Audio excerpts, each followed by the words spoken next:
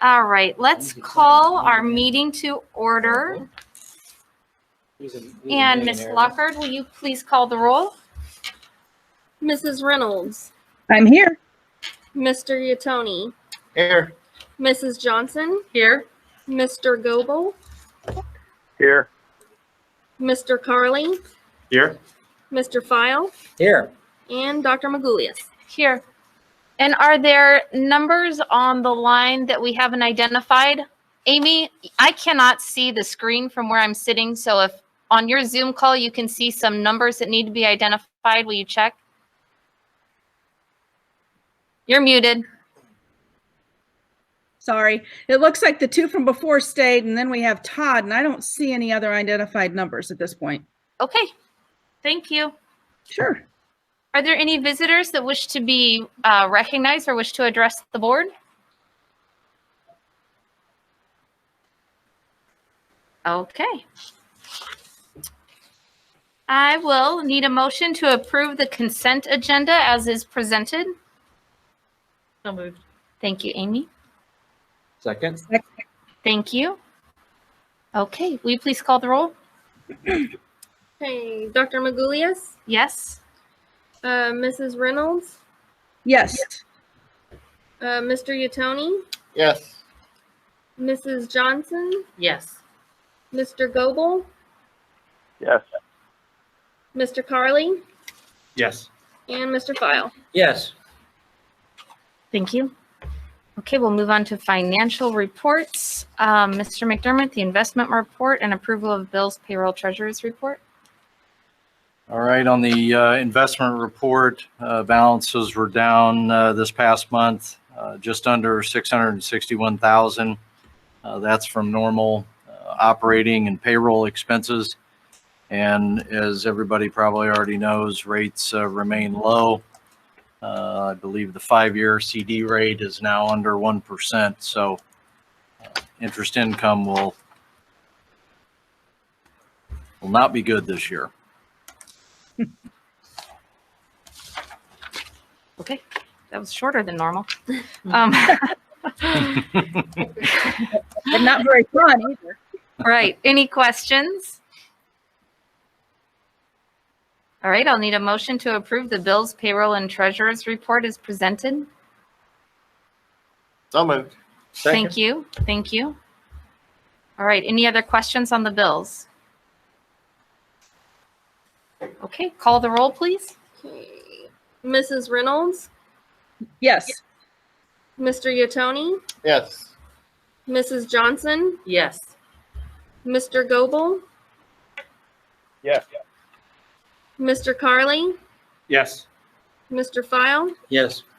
and Dr. Magulius. Yes. Okay, we have the approval of the resolution pertaining to investment funds.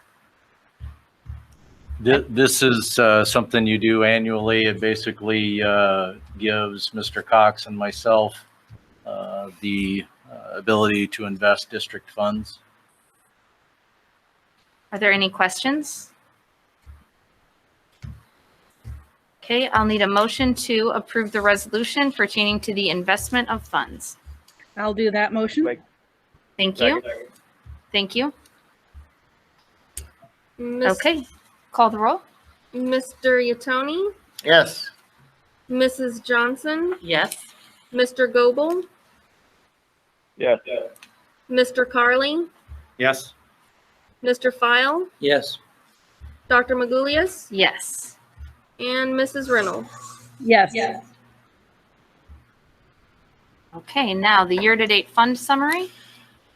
On the fund summary, you can see that we're still tracking pretty close to what is budgeted. I'm still a little conservative at this point in time based upon normal expenses, but yet less revenue.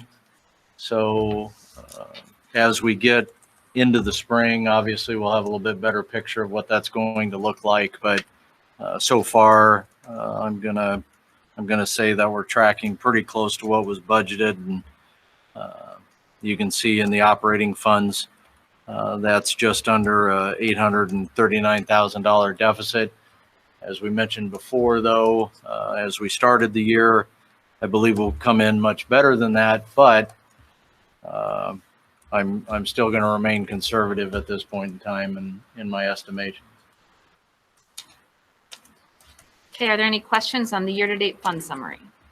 I just want to add the stimulus package that passed today. Did you hear the news in there? The money to schools? Yes. Yes. We're going to get 4 times our original payment we got. That you understand what we're getting? The way I read it, it's 4 times the original.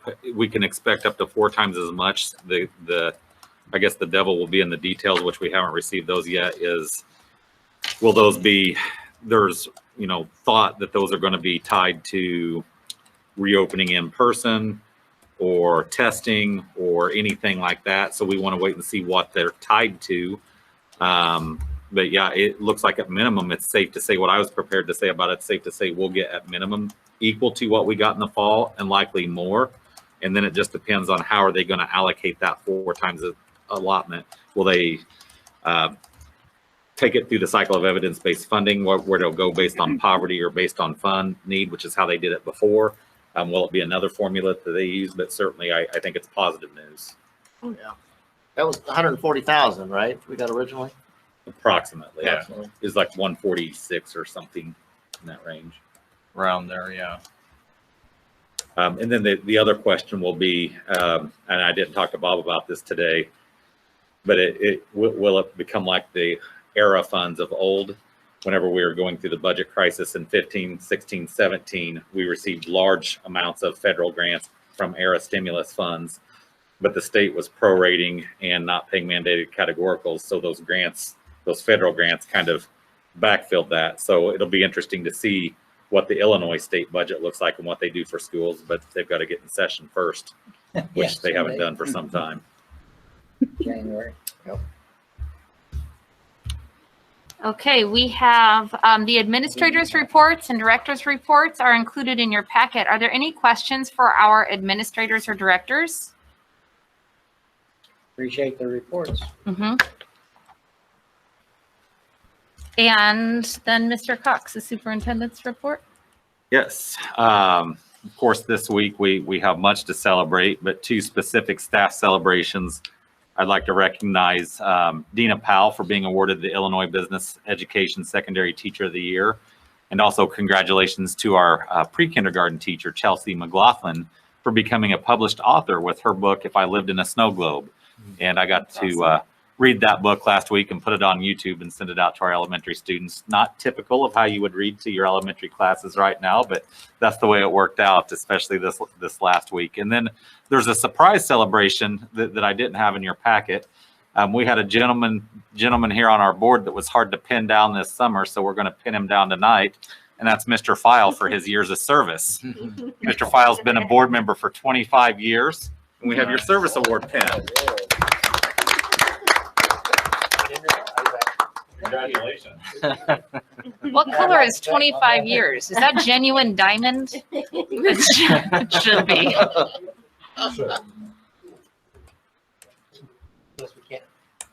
Sign of the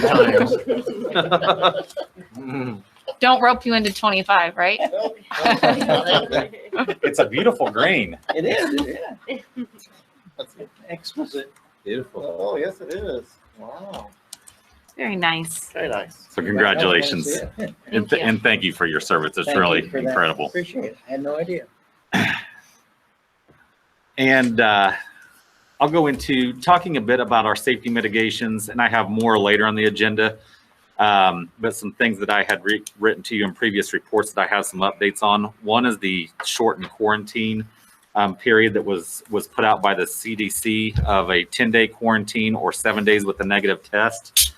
We are trying to work on that. Our health department had declined to follow those rules. We'd requested a meeting just to talk through it from their perspective and also for us to share our perspective from schools and some of our school data. That meeting was productive, and I think we are making some headway.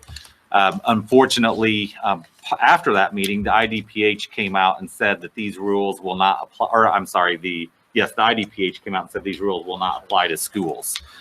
So the shortened quarantine period is acceptable in certain venues, but schools it's not. that provides us some significant challenges. And the reason we were looking at that from school was, one, from a staffing perspective, but two, we are also looking at it from just our own data and what it looks like, because our data has been fairly good, all things considered, in the midst of the pandemic. But also we're starting to face significant challenges with students who are quarantined as a close contact, and such a low number have tested positive that we've got healthy kids, healthy teachers getting quarantined, and it's starting to cause people to leave school for other reasons than the pandemic.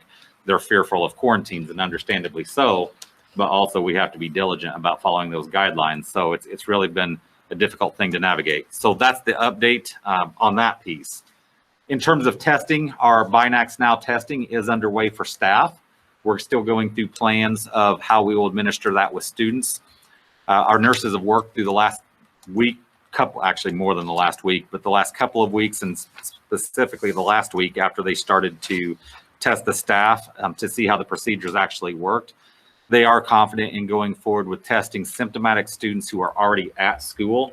So if a student becomes symptomatic, we'll test them here and go through those procedures of determining if the test is negative, positive, what to do with that. And if the test is negative, then what are the next steps, because that student's symptomatic. So are they ill enough to go ahead and be sent home anyway? Do we initiate a pediatric telehealth visit, or are they okay to return to class?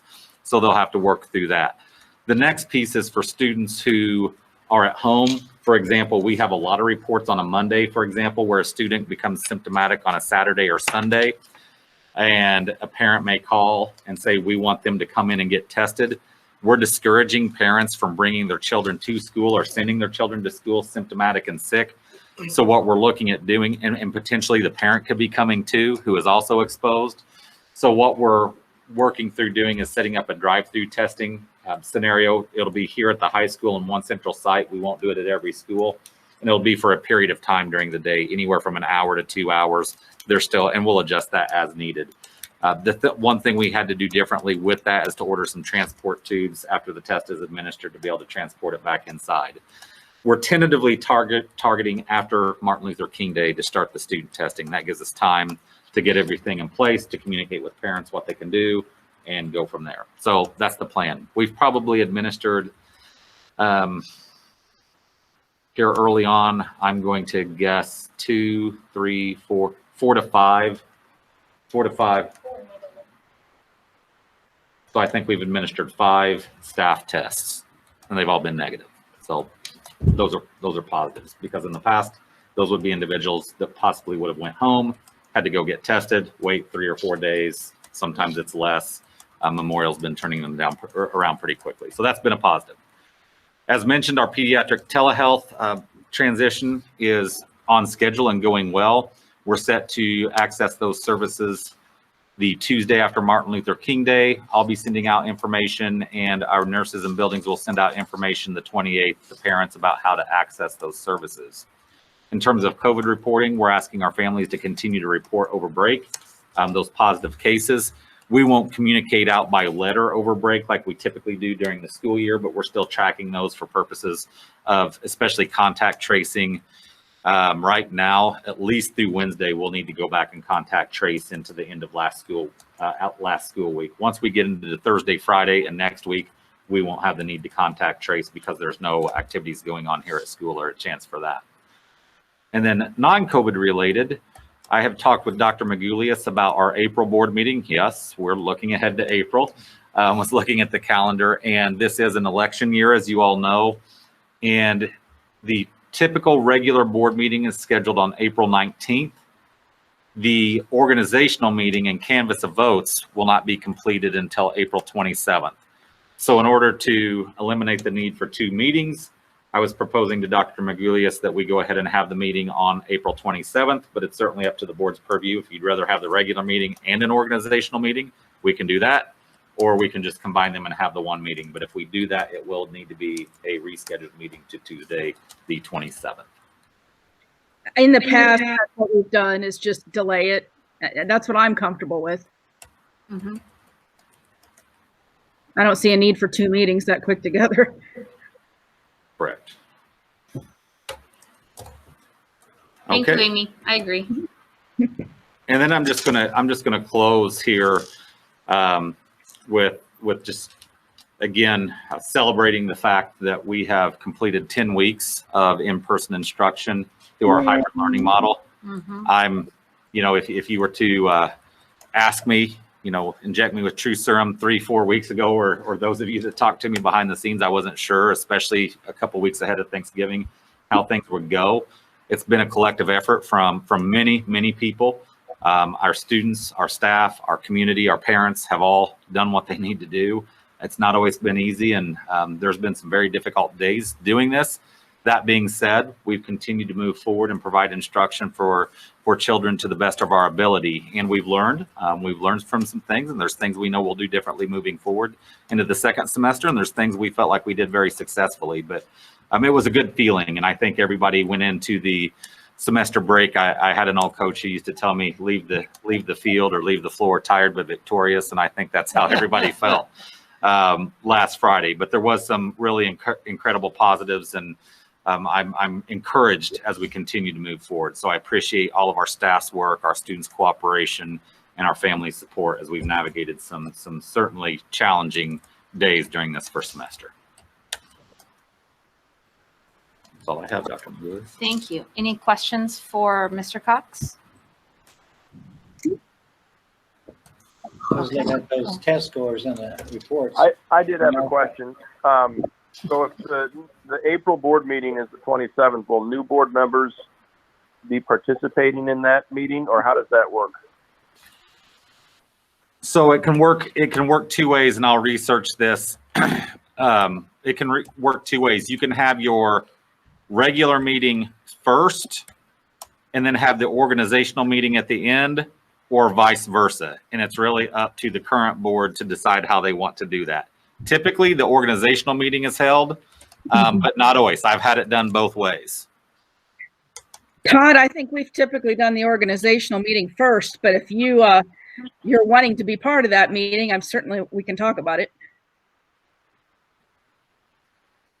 I'm curious about the way it's going to be done, because if we are going to see new board members first, we just need to make sure that we get board packets out to them and get them set up with everything they need ahead of time.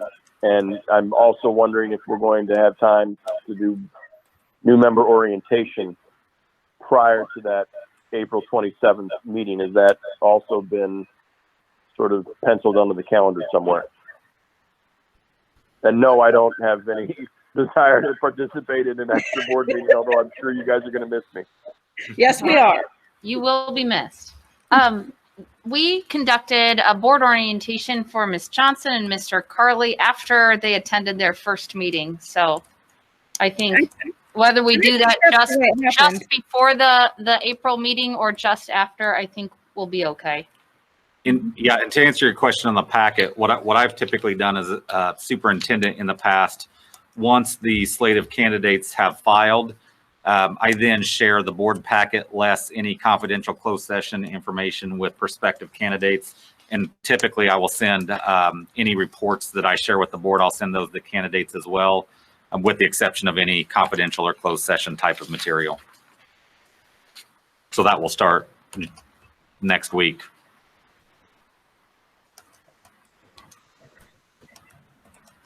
Okay. And Mr. File, did you have a comment? I was just saying it. I was impressed that we had made academic progress in those test scores. I was afraid that they'd be way down. Mm-hmm. And I thought we had about 70% of our kids that were performing in line with years previous. We still have some stragglers, and I see we have steps to address that. But I'm very happy to see something that tells me how we're doing academically. And I think we were all a bit surprised. Yes, we were all a bit surprised and also very excited. Okay. And it was something to be certainly worth celebrating. And we can't credit our teachers enough for the work they've done under these circumstances to help our kids moving forward. And also, I think it's a reflection of our parents' support, because we've got kids in front of teachers less time, so parents are helping us as well. So that's really credit to our teachers and our parents, and of course our principals and parapros too. It's all hands on deck, and I think it's shown we've got a lot of good resources in place, and great schools and great communities together can do good things. So we're very proud of that. I appreciate having them in our report so we can see it. Okay, we will move on to old business. Information regarding the tax levy was provided during the public hearing. Are there any further questions or need for discussion? Okay, if none, I'll need a motion to approve the resolution providing for the Rochester CUSD3A tax levy for the year 2020. So moved. Second, Thank you. Okay, will you call the roll, please? Mrs. Johnson, Yes. Mr. Goebel, Yes. Mr. Carly, Yes. Mr. File, Yes, Dr. Magulius, Yes. Mrs. Reynolds, yes. and Mr. Yatoni. Yes. Okay. Mr. McDermott, will you please provide information regarding the resolution for abating a portion of taxes heretofore levied to pay principal of and interest on certain general obligation school refunding bond series 2016? I don't know if I needed to read all that, but I just did. Yes, with that resolution, you are approving an abatement of $300,000 from our sales tax revenue towards the 2016 bond issue payment for levy year 2020. The actual bond payment is just under $652,000. The abatement of $300,000 then leaves approximately $351,781.26 that we will be levying for in the actual extension. Okay, any questions?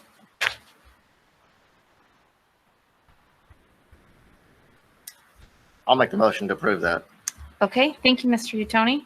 Second, Thank you, Ms. Johnson. Okay, call the roll, please. Mr. Goebel, Unmute. There I go. Yes. Mr. Carly, Yes. Mr. File, yes, Dr. Magulius, Yes. Mrs. Reynolds, yes. Mr. Yatoni, Yes. and Mrs. Johnson. Yes. Okay. So we have a discussion of the timeline and the structure for a transition of instructional learning plans. And Mr. Cox, will you please provide us with the information that we need for this? Yes. A couple of things. One is discussion of structure of what our in-person with limited remote could look like. The reason for that being is whenever we asked the board and made recommendations as administration to the board in August of what our 3 models would look like, we have our hybrid learning model as it currently exists. We had our remote learning model, and we also had in-person with limited remote. That in-person with limited remote was Mondays, full remote for all students. And then Tuesday through Friday would be 4 days per week instruction, full school days. And as we've learned through the fall and also as we move forward, we think there is a need for some adjustments to that. Whenever we do and are able to move to that model, that will take board action. In the past, we have moved from one model to the other without board action. We've had discussion because that plan was approved, but we agreed we would not move forward unless there was an opportunity to have discussion either at a regular or special meeting. At this point, if we do this, there will need to be some board action. We still need to do some work, but I wanted to throw this out for discussion this evening so we could hear any comments, questions, concerns that anyone may have, so we can go back, work on those or consider those with our teachers and administration. At this point, we're prepared to announce to our parents and families, students, that students will resume school on January 5th in our hybrid learning model. We had talked prior to Thanksgiving break. The 2 weeks prior to Thanksgiving was one of 2 of our most difficult periods in terms of cases, numbers, quarantines, all of the above, staffing. It was extremely difficult. At that time, we had discussions amongst our teacher leadership and our administration about potentially going remote in between Thanksgiving and Christmas, those 3 periods between Thanksgiving and Christmas. Originally, probably a month prior to that, we were hoping to go that 4-day-a-week in-person model during that time. We thought, hey, there's 3 weeks. We can go 4 days a week, see how it works. If it doesn't work, we've got Christmas break to retool. Well, the cases rising so dramatically, put that to bed. And then it started the discussion, should we go remote for those 3 weeks because everyone was anticipating a spike? Our numbers started to subside, and we said, or after that time, our numbers started to subside. We ultimately decided that we're going to come back in our hybrid model. If things don't work out, we can always shut down and go remote. Let's see if it actually happens versus just expecting it to happen. Things went our way. We did get a break our way, and our numbers actually turned very, very good during that space between Thanksgiving and Christmas. So much so that we were able to stay in our hybrid learning model for the 3 weeks, as you know. The discussions we had, if we're not able to make it those 3 weeks in our hybrid learning model and we had to finish this semester on remote, it was reasonable to assume that we would consider starting in January, at least a week of remote, if not 2 weeks of remote, and then coming back to school. But because we were able to finish in our hybrid model, and as of today, our school data is very good, but our community data has improved from that time period before Thanksgiving, we're prepared to come back in our hybrid learning model after the Christmas or the winter break. That being said, there's nothing that says we won't see a holiday spike that some have anticipated. If we see that again, it could mean we close a school. It could mean we close the district for a period of days or weeks. The biggest difference I think we've learned now from where we were in August is that you won't see 2 or 3 months of remote instruction. You would see 2 to 3 days to 2 weeks maximum before we could get back into that hybrid learning model. So with that being stated, we are comfortable moving forward in our hybrid plan, knowing that we may have to adjust up or down. Of course, we hope it's up. With the safety and instructional considerations in mind, and also combined with the lessons learned from first semester, the revisions we're talking about recommending in January for full 4-day-a-week instruction would be Monday would continue as remote learning, planning, professional learning for all. At Rochester High School and Junior High School, our students would have the opportunity to attend Tuesday through Friday from the start of the day through 12:30 p.m. In the afternoon, we would have 4 blocks of dedicated 30-minute direct remote instruction time. This has been discussed for 2 reasons at this level. Part of it is we have such a high number of remote learners, an incredibly high number. Mr. Ashbob, I'm putting you on the spot. How many remote learners do you have right now? As of Friday, it was like 422. Full remote. That's more than half. Yes. And then the other piece is a safety piece.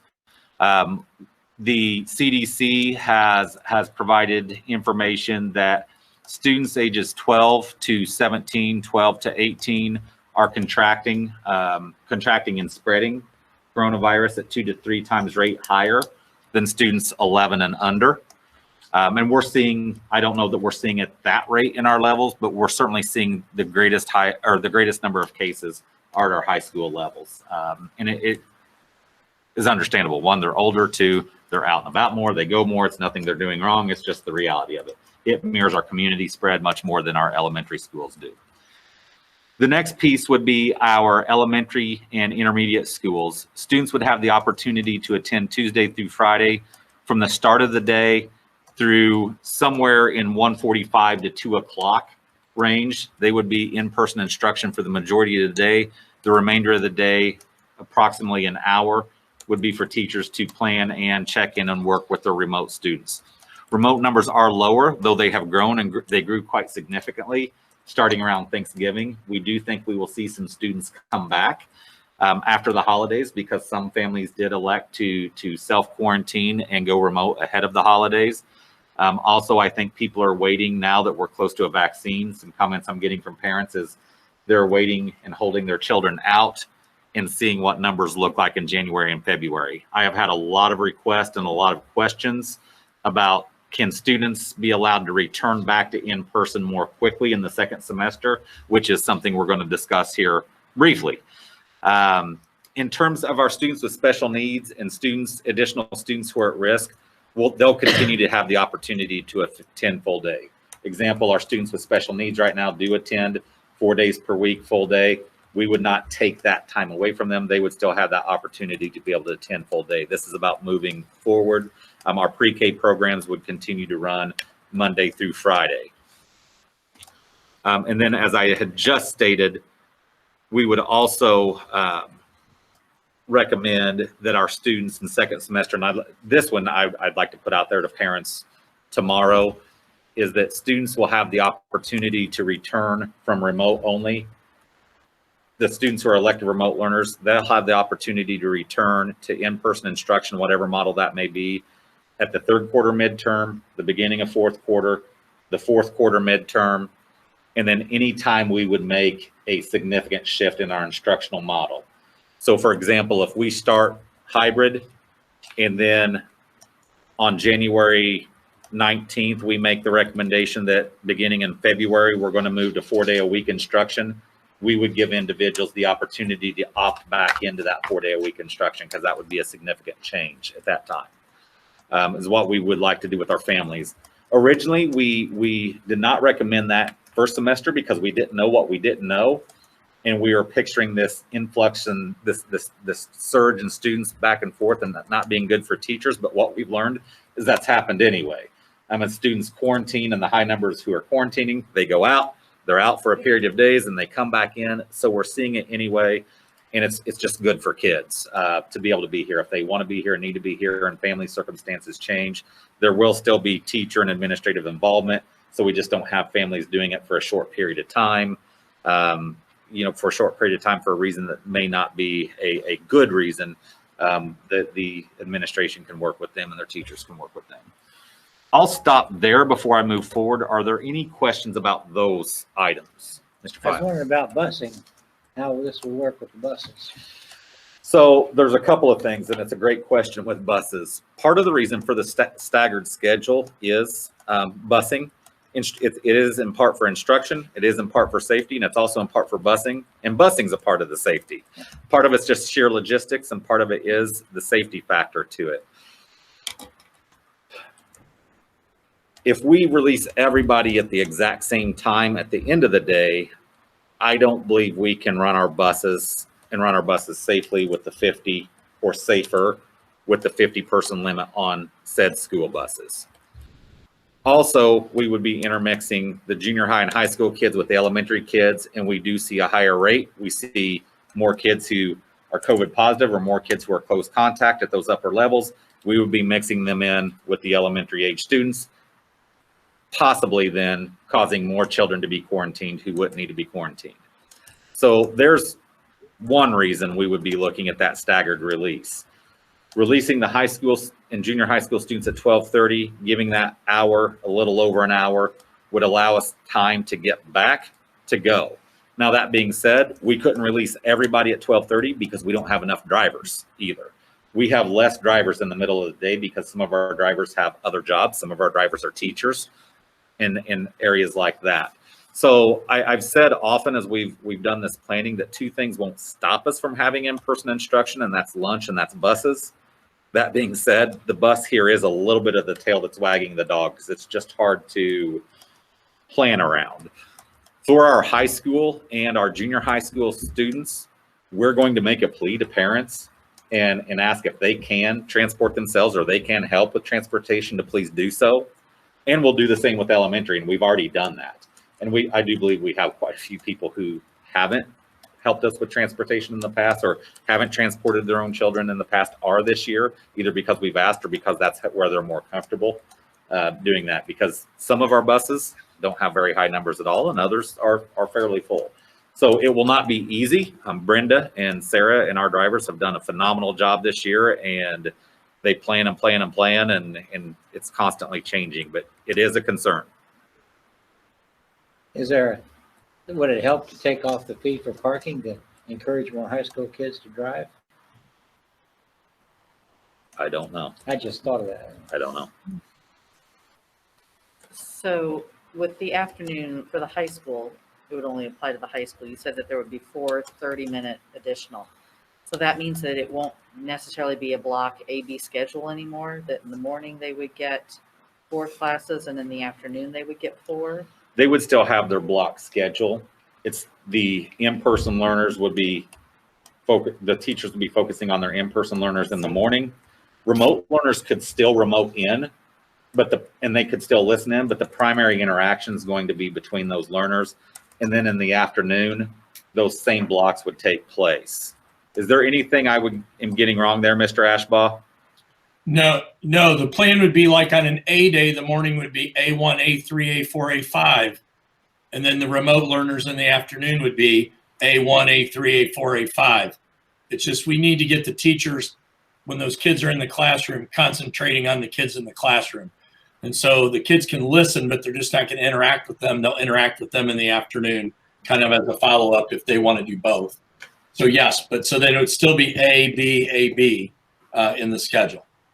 Something we did not anticipate going into this that occurred at the high school was the number of students who were either quarantined or remote, and us being on the block schedule created this really unique challenge that we ended up having. So in certain instances, not all, but in certain instances, we have so few kids in a class, and with that long block period, the teacher gets through their information so quickly with that in-person student. Mm-hmm. And then you have these kids on remote, and the teacher then turns and shifts their focus to them.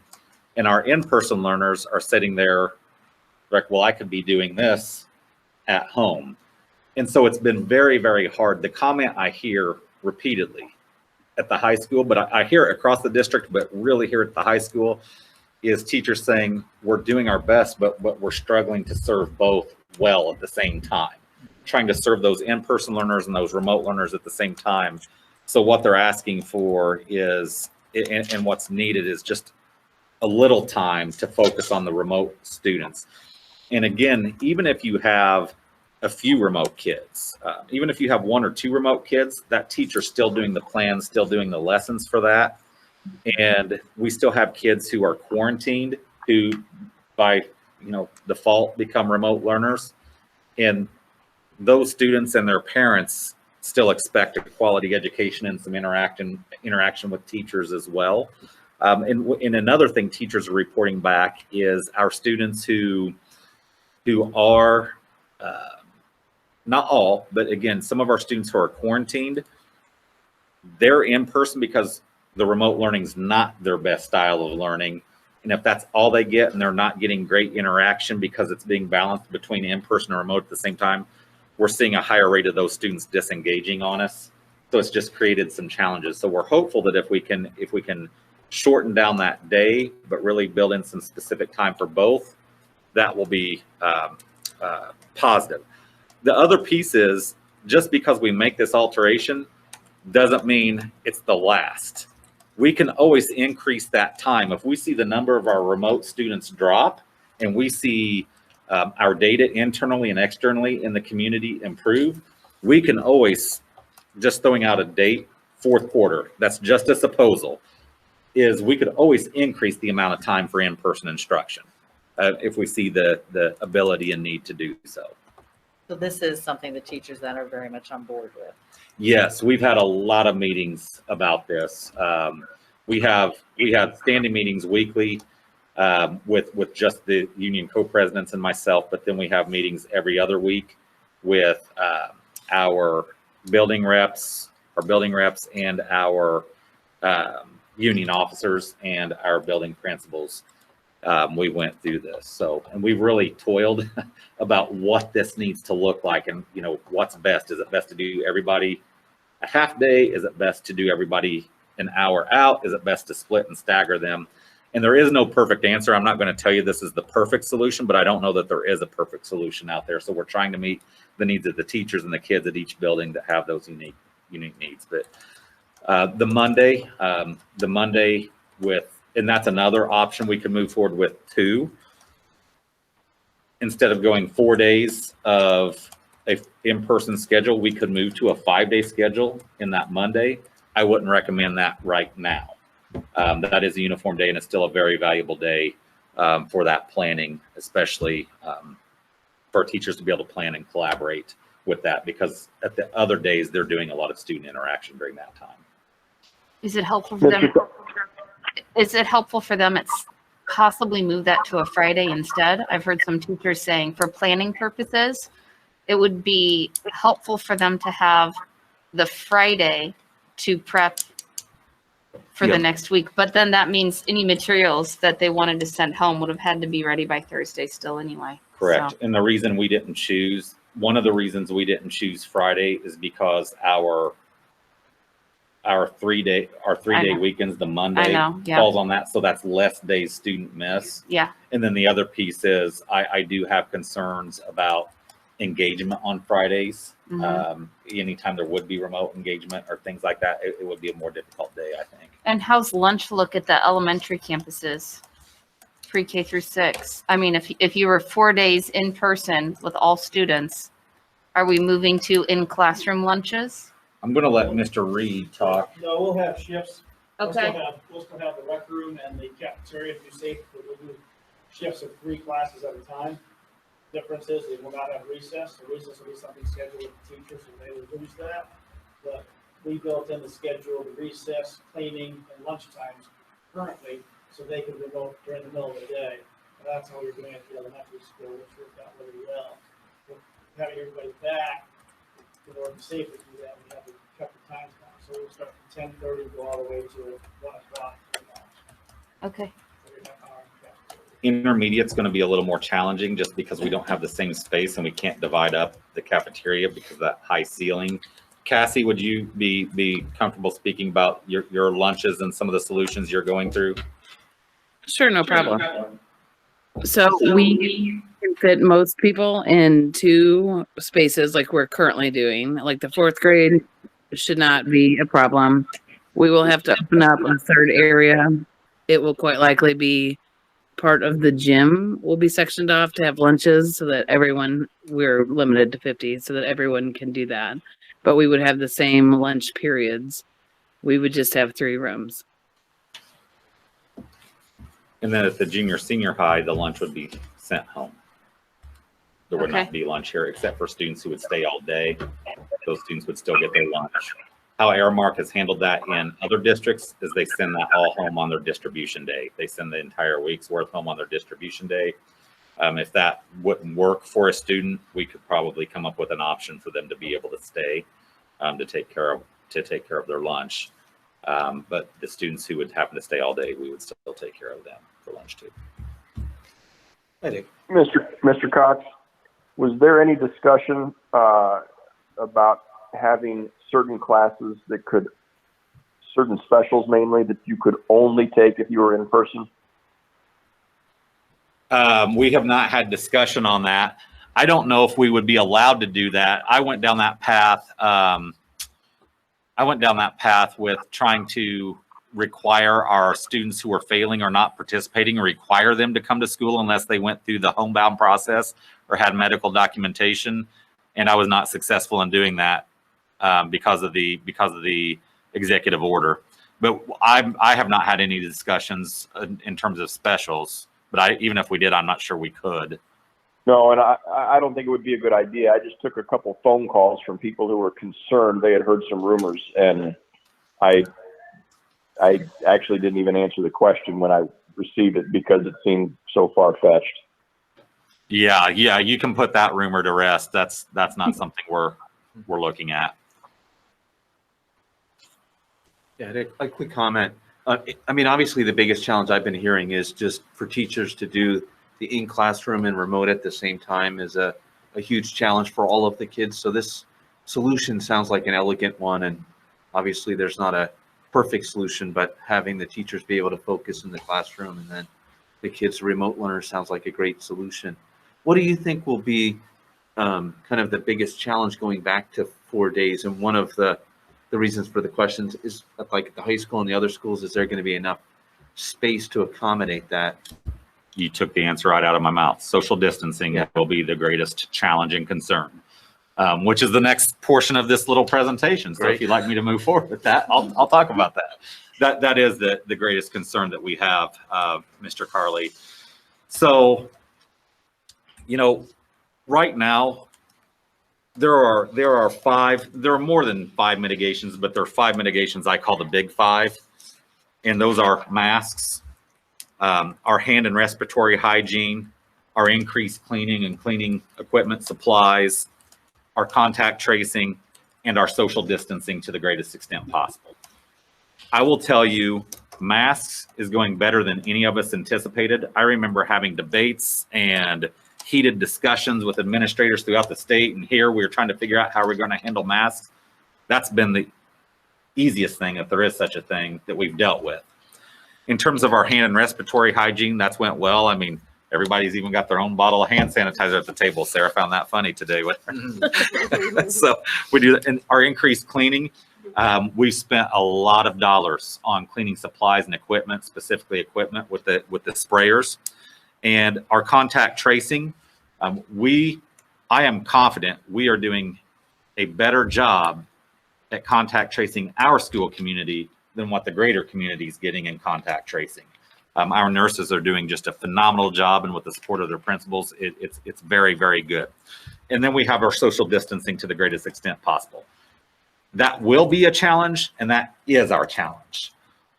So what we have to do, if you will, is on that social distancing piece is really go through what I would call a risk assessment, if you will.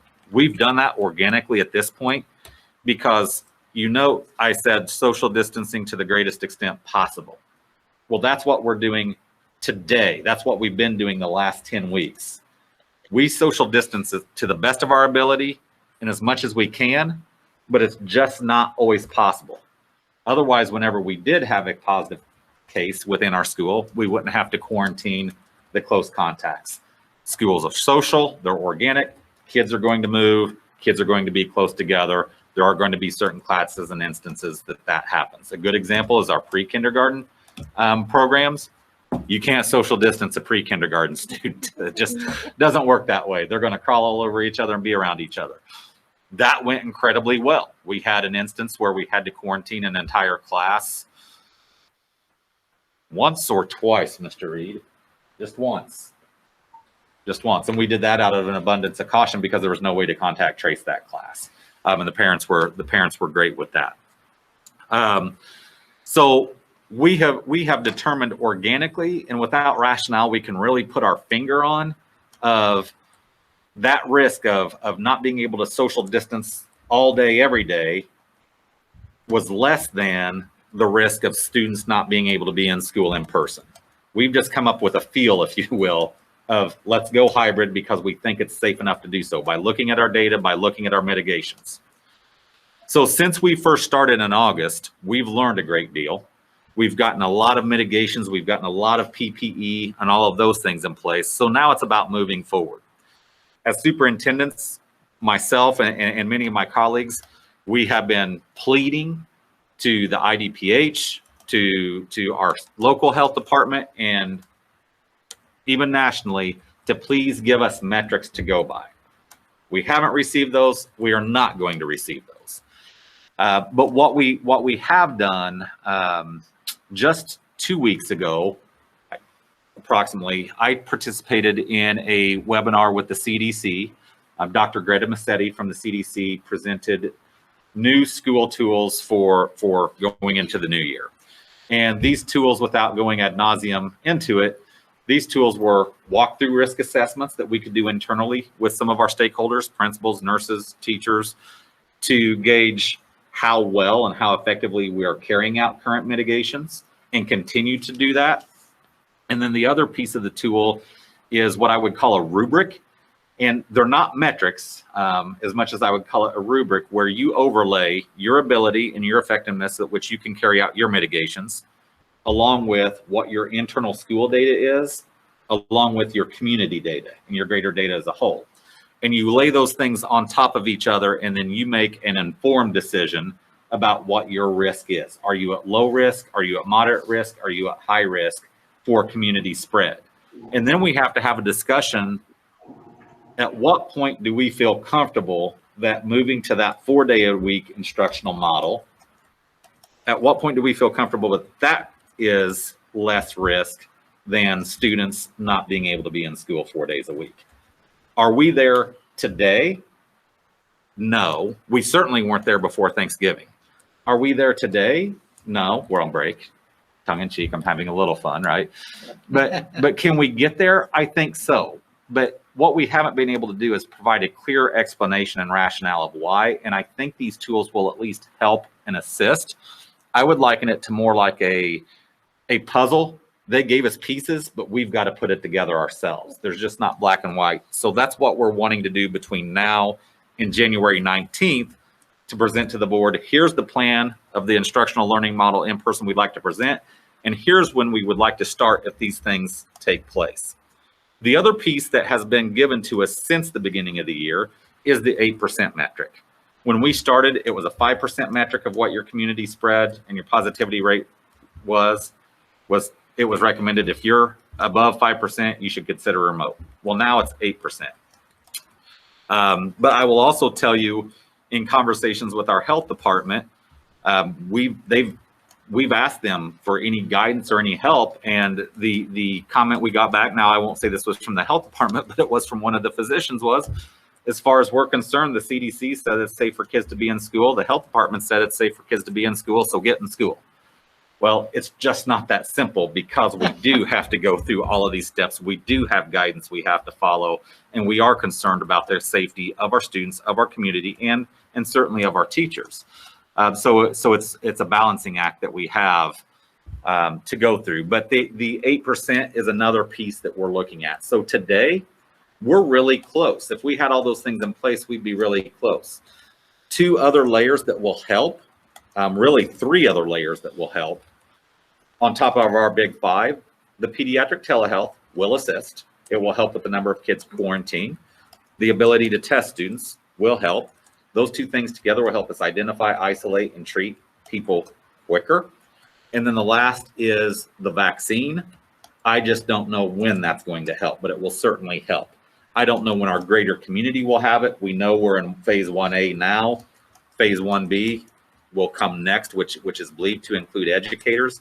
So at minimum, I think this school year, we can see the vaccination assist with our staff.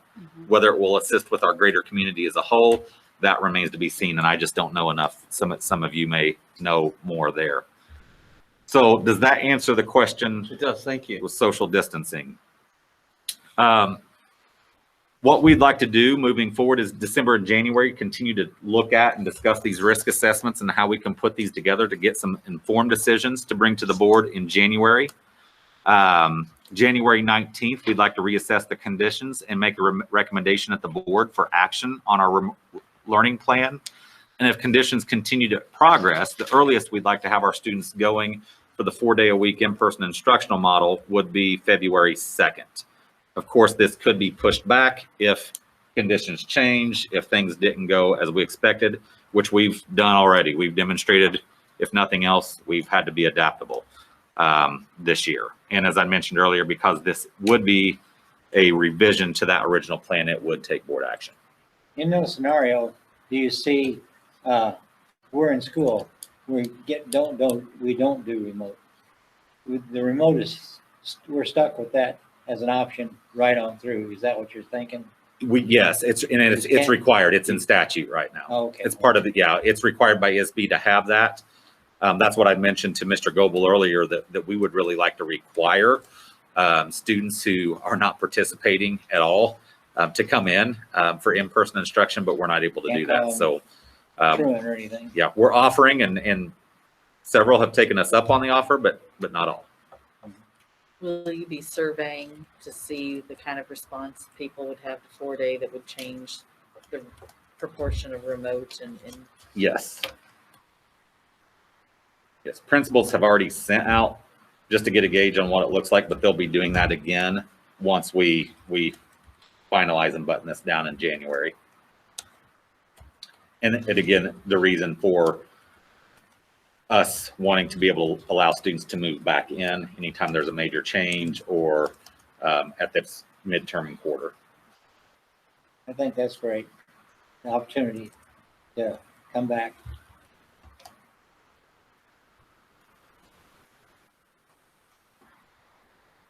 Any other questions or discussion?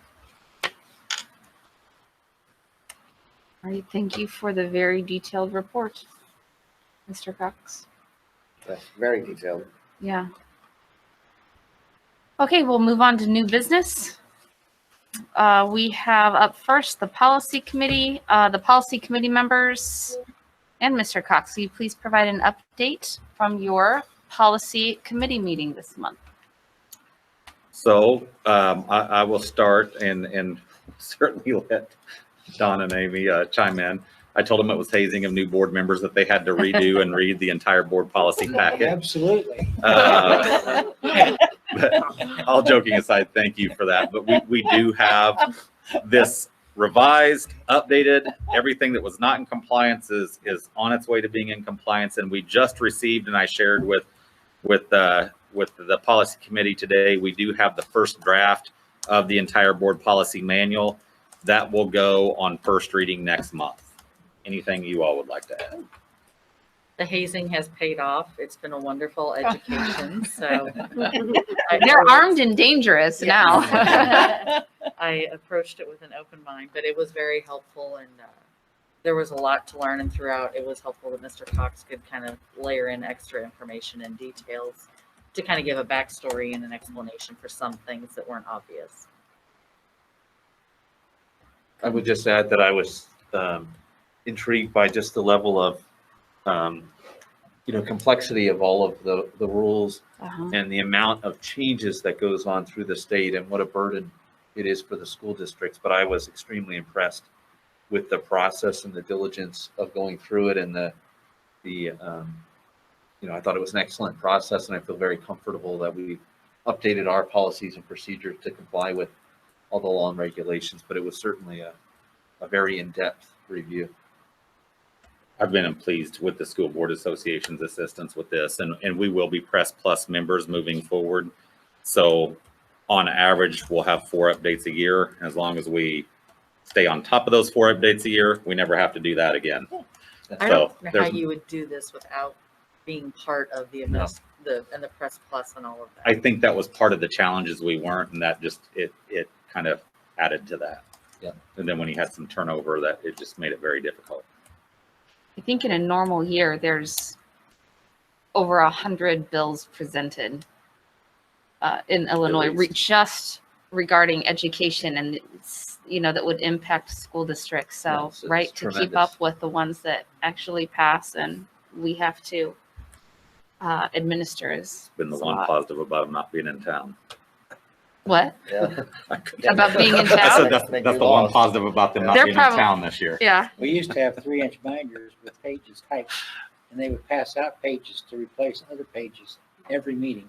Oh, I had a copy. I think I let go of it. Just for posterity. All right. Next on new business, we have the approval of resolution to prohibit sexual harassment. We need to just get a little background information on that, please, Mr. Cox, so that we can call a vote on it. Yes, we already have the policy in place, but the resolution was something that was required to be put in place last school year. I think that just got lost in translation with the interim. We came across this during our process at our last policy committee meeting. Because the policies are in place, the training's in place, and we are out of compliance. This was one of our citations, correct, Mrs. Keller? This is one of the notes that we received to get this one. I would recommend that the board just go ahead and put this resolution in place and approve it instead of going through 2 readings. Any I'll questions? make that motion if you need it. Thank you. yeah, I'll second that. There's no reason if it's something we have to do. Okay, so I have a motion. Did Amy just say she'd second? Yes. Yeah, Okay. I did. Thank you. Okay, will you call the roll, please? Mr. File, Yes. Dr. Magulius, Yes. Mrs. Reynolds, Yes. Mr. Yatoni, Yes. Mrs. Johnson, Yes. Mr. Goebel, Yeah. and Mr. Carly. Yes. Thank you. All right, now we have the approval of RHS Social Studies and English Language Arts textbooks. Mrs. Keller, will you give us the information needed for that? Absolutely. All right, so the Curriculum and Instruction Council approved 2 textbook proposals on November 19th. The proposals were from the English and Social Studies departments at the high school, and they're looking to adopt these textbooks during the 2021-2022 school year. So this evening, I'd like to start with the English department recommendation for the adoption of the Study Sync Core ELA series from McGraw-Hill. This school year and previous years, they've been using Pearson materials, just so you have an idea. So it would be a switch in companies. So this new textbook series would allow for scaffolding of learning for students at different levels, as well as the materials are aligned to the Common Core standards, which is something we typically look at when looking to adopt new materials. In addition to that, it provides greater diversity in literature, and the online textbook resources and materials are easily accessible online, which has been a challenge with materials we've run into this school year, given the state that we are in. In addition to that, readings with this new series encompass various time periods to help differentiate each decade. The units can be actually taught thematically or through novel-based study. In addition to that, the units stress lessons that deal with problem solving, analysis, and critical thinking. And that's something that when I talk about the social studies materials as well, that's extremely important and definitely stood out to our teachers as they worked through the different materials. In addition to this, the English Language Arts coursework that we are recommending this evening would apply to all grade levels 9 through 12. So when you look at the course handbook, these materials can be used for all levels, which is also great as far as consistency goes for our teaching staff, but as well, number one, for our students. In addition to that, the Social Studies Department recommended the adoption of the Understanding Economics series. That series is also from McGraw-Hill. The series provides that it is aligned to the national curriculum standards for social studies. It poses essential questions throughout each lesson. And the content is adaptable for our economics 414 as well as 415 courses. They also allow, we just see time and time again with McGraw-Hill, the number of resources that are available. So from looking at both of the proposals, they mirror each other and that the resources are really endless, which is definitely a bonus, which we've seen from other McGraw textbook series that we've used throughout the district. In addition to that, something we're always looking for are that our materials are rigorous, and that's absolutely seen with the social studies as well as the ELA, materials. And then finally, with the economics coursework, it's important to point out that Connect Ed is the platform that will be used, and Connect Ed is familiar with even our elementary students. So it's something that our students are using from the elementary level through. In addition to that, our staff are very familiar with that platform, and it works seamlessly with Canvas and what we've been utilizing this school year. In addition to that, whenever we're looking to make recommendations, we know we have to look big picture. One of those pieces is professional development for our staff. So with that, our English department, if this is approved, would need professional development for the Study Sync Core ELA program. However, the Social Studies Department, being familiar with the Connect Ed program already, are indicating that they would not need that professional development. We are extremely fortunate. I feel like we have a very good working relationship with the McGraw-Hill representative. So even if we were to hire new staff members to join our team, I know they're always more than willing to provide any support that we need whenever we need it. So that's something I just wanted to make sure to point out as well. In addition to that, Mr. Ashbaugh has had the opportunity to meet with myself, and I know Mr. Cox joined us the other day as well, but to work through what this might look like as far as the cost for each of these series. And so with McGraw-Hill, they give us different quotes depending on 1 year, 3 year, 6 year. And so that's something we will continue to work through what that might look like. And of course, with my friend Bob sitting next to me. Can't do it. So With that being said, does anyone have any questions? I give a lot of credit to both departments for working so hard through this process, as well as the administrators at the high school. So it's truly appreciated, as well as the Curriculum Instruction Council for reviewing the information. That's great. Thank you. Do you give a lot of options for textbooks, or is it pretty much one or two majors? And You know what? There's typically a couple that are standouts, but we're in a unique situation now that there are several opportunities when you're looking across the board, whatever grade level may be, or level of schooling, because there are different companies now that just handle online. And so then you're looking at things like, okay, is this an entire textbook series we're looking at, or is this something supplemental? So that's something we have to keep in mind as, someone might throw out to you, oh my goodness, I've seen this amazing online program. Well, it might just be an online program, but it isn't necessarily right. The scope and sequence that we're looking for, and that it's aligned to standards. That is, a really big piece of that, as well as that, is it rigorous? And what does it offer as far as scaffolding and differentiating instruction to help our staff with that portion of things. so like the English one that's good for 4 years, that was one book that would Right, it's cover all 4 one years? So- series, and I think what's unique is that because there's so many resources online, it gives you a great deal of flexibility. We've also learned with McGraw-Hill that they're constantly updating the information. So, years past, I'm very old now, but years past it was you bought a book and you're stuck with that book, and then it's outdated. Well, the wonderful thing about working with the different textbook companies now, especially as we've seen with McGraw-Hill, they're constantly updating the information, which really, to be relevant, that has to happen. Our world moves so quickly. So that's definitely a plus with the two textbook series that I've shared. But we haven't got to the day yet where you have no textbooks.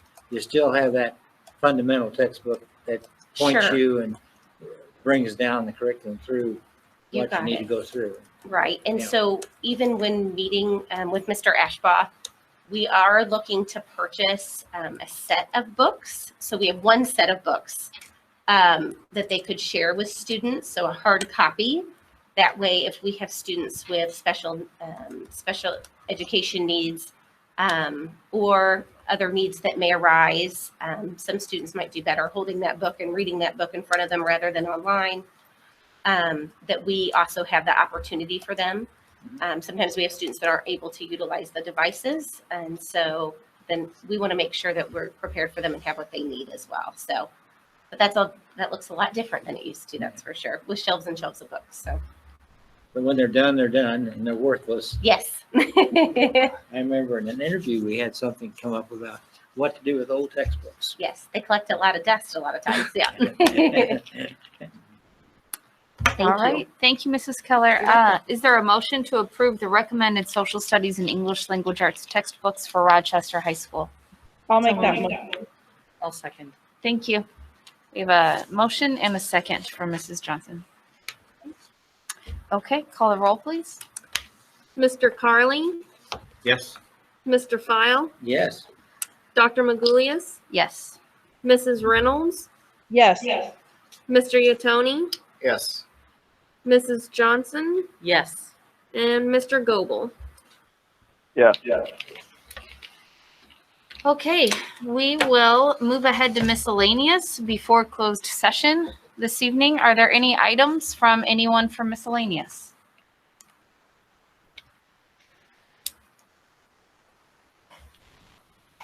Okay, I have two quick items, and one is the American Education Week gifts that we had distributed and bought for all of our staff, all staff, not just teachers, but all staff in Rochester School District was appreciated, and some good news came back from people who really enjoyed those. And Mrs. Schwartz, I know, emailed everyone a thank you, and I don't know if Becky Leonard emailed everyone or just me individually. Did you get that? Okay. And then we have two thank you notes here. One says, thank you for our American Educators Week chocolates and lanyard. It was an appreciated surprise, and you bought local. Thank you for your support as we try to serve our students the best we can. Sincerely, Kaylee Gustafson.